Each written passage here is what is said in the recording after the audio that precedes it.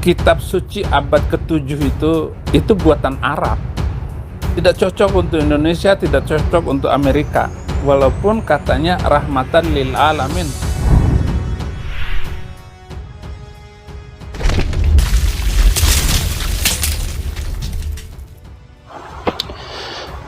Assalamualaikum warahmatullahi wabarakatuh.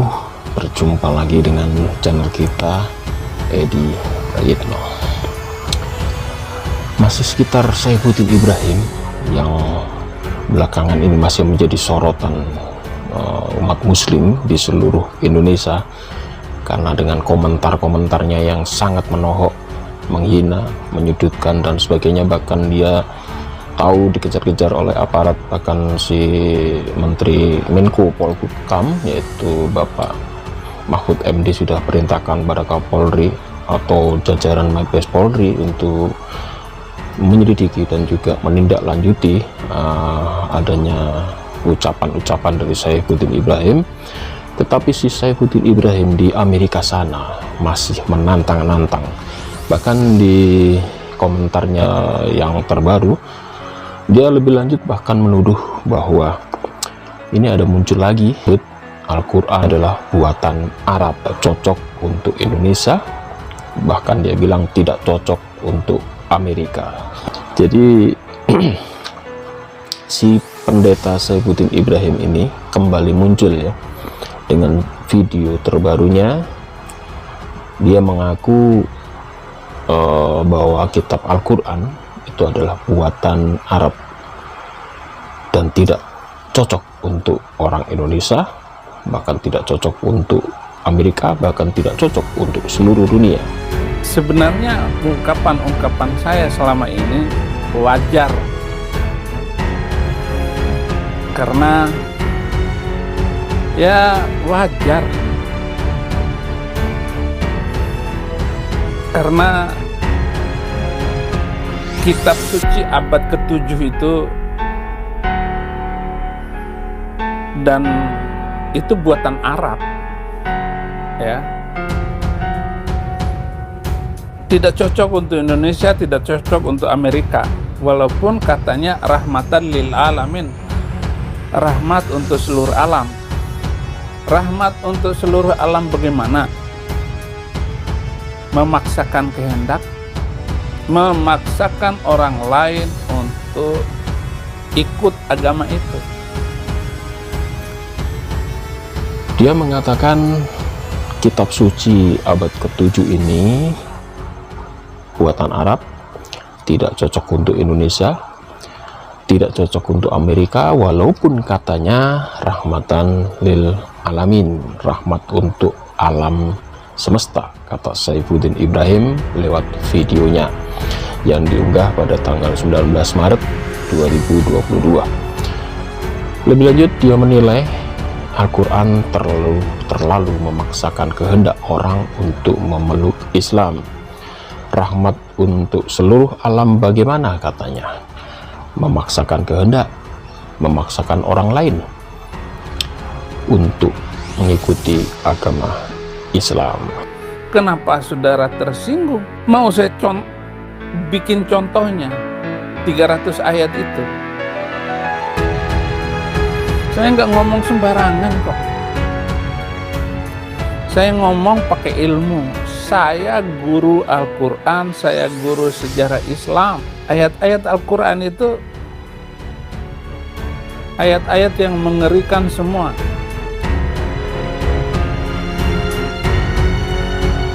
Misalnya surat ke-86 ayat yang ke-6. Sesungguhnya orang-orang kafir, orang-orang musyrik dan orang-orang kafir ahli kitab, min ahlil kitab, dan orang-orang musyrik. Siapakah ahli kitab itu? Saudara-saudaraku yang Kristen harus tahu, ahli kitab itu Yahudi dan Kristen.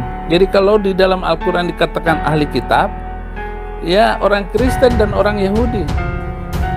Itu ayat-ayatnya saudara-saudara, itu ngeri semuanya. Nah di surat ke-86 6 ayat ke-6, sesungguhnya orang-orang kafir dari ahli kitab, Yahudi dan Kristen dan orang-orang musyrik di neraka jahanam selama-lamanya. Jadi Al-Quran mengecap orang Kristen itu di neraka jahanam selama-lamanya. Anda katanya guru besar bahasa Arab, tapi menyitir ayat aja salah. Anda menyebut surah 86 ayat 6 soal kafir dan ahli kitab yang akan masuk ke dalam neraka. Jadi Anda menyitir ayat salah ya. Jadi Anda mengatakan di ayat di surah 86 ayat 6, surah 86 yaitu surah At-Tariq itu ayat 6 itu bunyinya tidak seperti itu. Karena di dalam At-Tariq atau 86 ayat 6 itu adalah bunyinya dia diciptakan dari air yang dipancarkan. Jadi Anda menyitir ayat itu salah. Sebetulnya yang Anda maksud itu bukan At-Tariq atau surah 86, tetapi surah 98 ayat 6. Jadi saya koreksi, ini Saifuddin Ibrahim ya. Jadi Anda salah.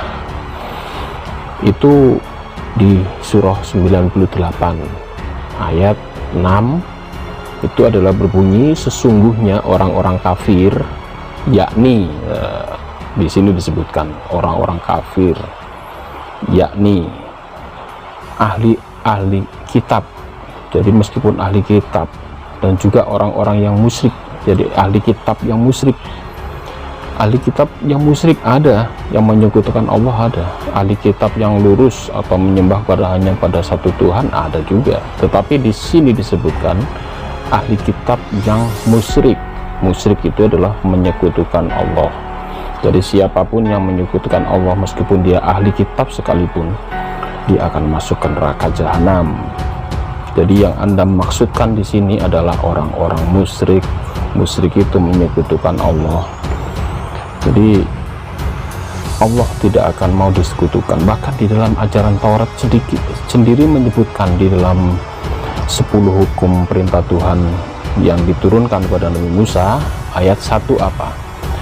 Janganlah engkau ada ilah-ilah lain di hadapanku.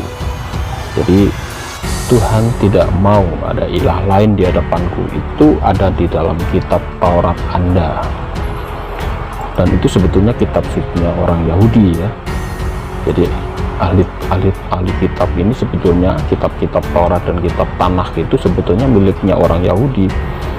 Tetapi Anda ambil kitab ini, Anda jadikan kitab Anda dan dinamakan kitab Perjanjian Lama. Itu sebetulnya kitabnya orang Yahudi, dinamakan Tanakh, Taurat, Nevi'im, dan Ketuvim. Di dalam Taurat itu ada 10 hukum Allah atau 10 hukum Allah yang diturunkan kepada Nabi Musa.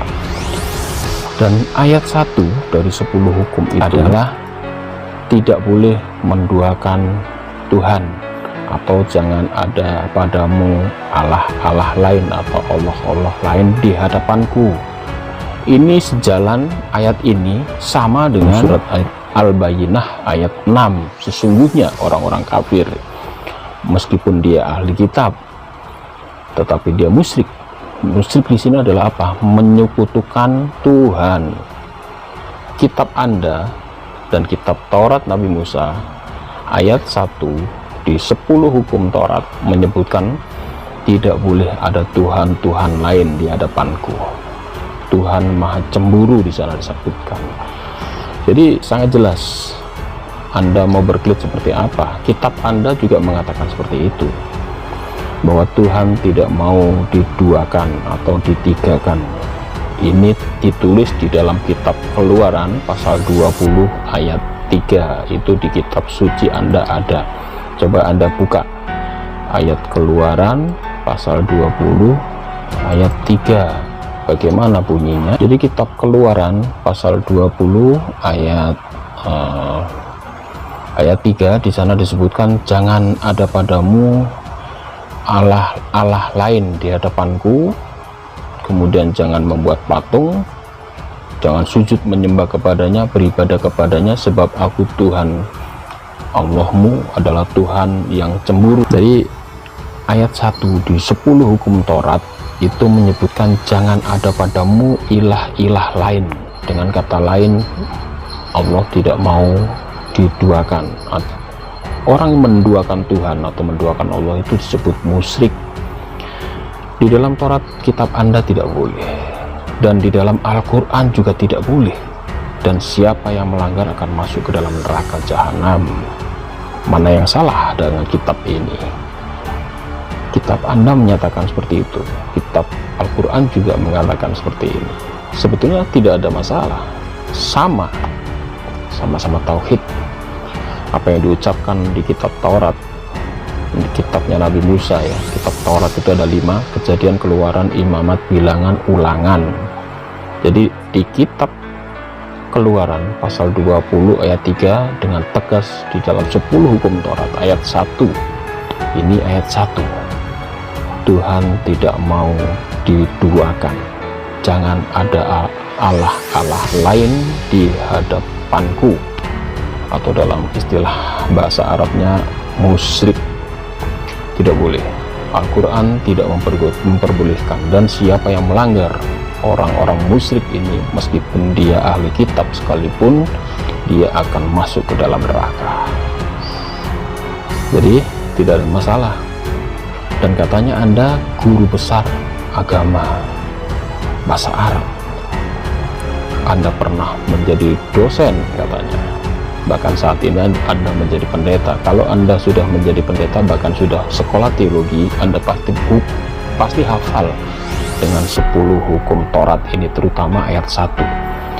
Tetapi nyatanya Anda tidak tahu, bahkan dengan adanya ayat di dalam Al-Quran yang menyatakan ahli kitab yang musyrik itu masuk neraka, Anda keheranan, dan seakan-akan Allahnya orang Islam itu sadis, bengis, dan sebagainya. Padahal di dalam kitab Anda juga sama, tidak diperbolehkan.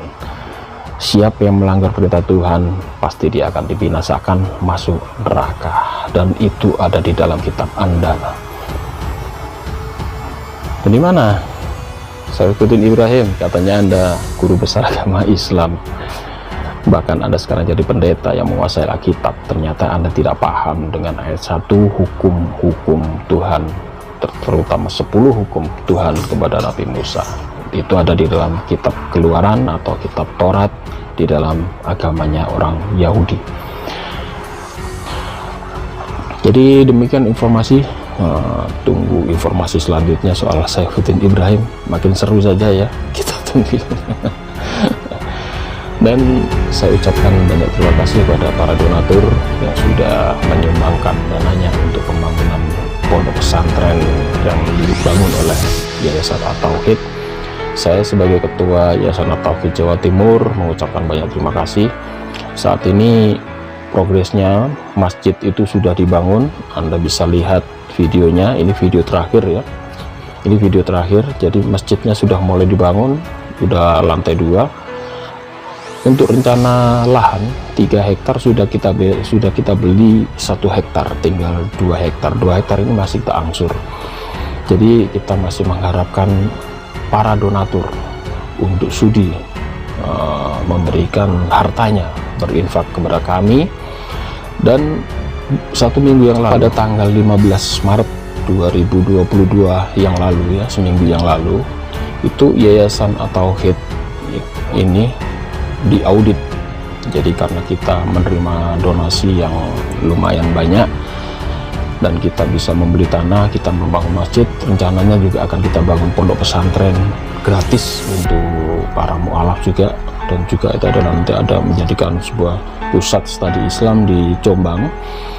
Pada tanggal 15 Maret yang lalu kita diaudit ya, mengadakan audit oleh akuntan audit yang netral ya, dari luar kita panggil, yaitu diaudit oleh akuntan publik, yaitu Budiandru dan rekan.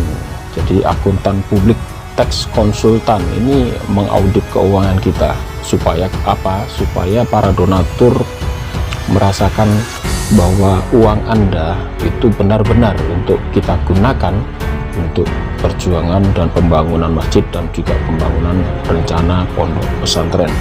Jadi keuangan Anda kami kelola dengan sangat baik, tidak ada untuk keperluan pribadi.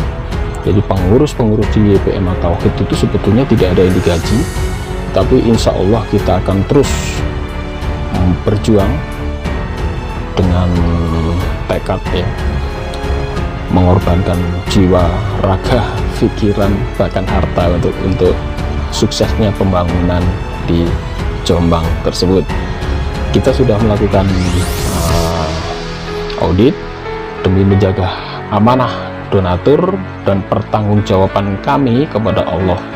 Semoga Anda semua yang sudah mendonasikan harta Anda mendapatkan barokah dari Allah SWT. Dan juga untuk menyambut bulan Ramadan besok, kita membuka donatur juga. Anda tinggal klik kitabisa.com, itu kita punya rencana membagikan sembako untuk orang miskin. Linknya ada di deskripsi ya, silahkan Anda bisa berpartisipasi di bulan Ramadan besok. Jadi selama sebulan kita insya Allah akan membagikan sembako. Kita akan melihat dana yang masuk ya, kalau masuknya banyak kita akan bagikan semuanya. Jadi tolong dukung kita, dan saya ucapkan banyak terima kasih para donatur ya, baik yang sudah WA kepada kami atau yang tidak memberitahukan. Ada yang soalnya sudah transfer tapi tidak memberitahu pada kami, jadi kami tidak bisa menyebut namanya satu persatu. Yang jelas para donatur ini ada di penonton YouTube saya, dan alhamdulillah berkat Anda semua program-program kami bisa berjalan dengan baik. Demikian dari saya, tetap jaga iman Anda. Yang belum mualaf silakan mualaf, yang belum mengenal Islam silakan belajar Islam. Pertahankan iman Anda, jangan terkecoh dengan ocehan Saifuddin Ibrahim yang ingin memurtadkan Anda. Demikian, mohon maaf jika ada kesalahan. Wabillahi taufik wal hidayah. Assalamualaikum warahmatullahi wabarakatuh.